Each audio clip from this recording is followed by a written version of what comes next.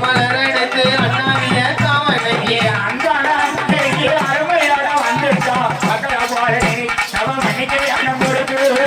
மாதனியத்தை சம மன்னிக்க வேண்டும் பொறுத்து மக்களை போல நினைத்து சவ மன்னிக்க வேணும் பொறுத்து மக்களை போல நினைத்தை சம மன்னிக்க வேண்டும் பொறுத்து ஆட்டங்களும் பாட்டங்களும் அற்புத தமிழ் மேளங்களும்